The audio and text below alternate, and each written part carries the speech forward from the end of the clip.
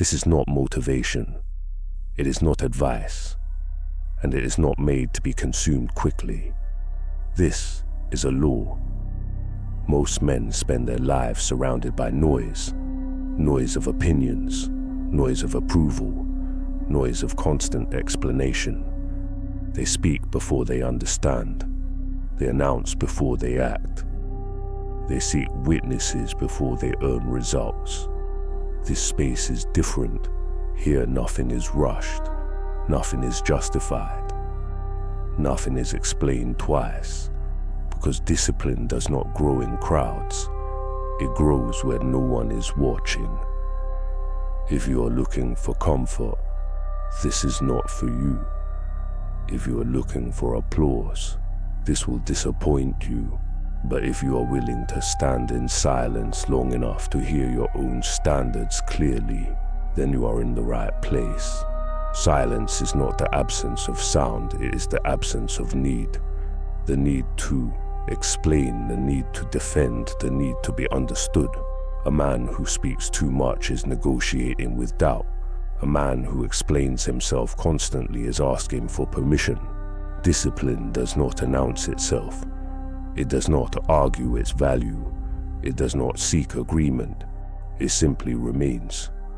Silence is where standards are enforced, not publicly, privately, when no one is there to praise you, when no one is there to correct you, when no one is there to remind you who you said you wanted to be. That is where discipline either exists or collapses. Most men mistake silence for weakness because they confuse loudness with strength. But strength does not need volume. Strength holds its ground without witnesses. Silence is not passive. It is controlled restraint.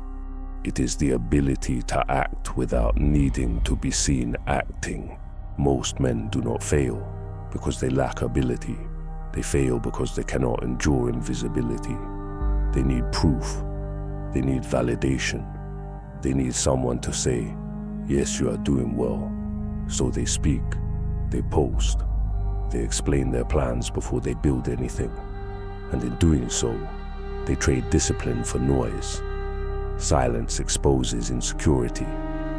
That is why it is avoided, because in silence, there is no distraction from the truth, no audience to impress, no reaction to hide behind, only you and the standard you claim to live by. This is where excuses die or multiply.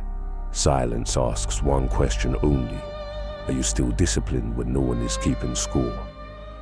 Most are not, so they fill the space with words. They mistake movement for progress. They mistake attention for direction, and slowly, without noticing, they become dependent on noise. There are two paths. The first is loud. On this path, everything is shared. Every intention is announced. Every step is justified. Progress feels fast, but it is shallow, because when attention disappears, so does discipline. The second path is silent. On this path, nothing is explained. Standards are kept privately. Work is done without ceremony. Progress feels slow, but it compounds. Because discipline that survives silence does not depend on circumstances. Men on the silent path are often misunderstood, sometimes ignored, often underestimated, and that's precisely their advantage. They're not reacting. They're not performing. They're building something that does not require approval to exist. Silence sharpens intent. Noise dulls it. Silence reveals who you are becoming. Noise reveals who you want others to think you are. Silence is not isolation. It is alignment. Alignment between what you say and what you do when no one is watching. This is the law of phase 4. If discipline needs witnesses, it is already compromised. If identity needs explanation, it is not yet formed.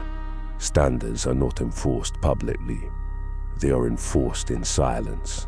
This is where authority is built, not announced, not defended, built. Carry less noise, carry more weight. This is not a beginning. It is a continuation. Phase 4, the law of silence.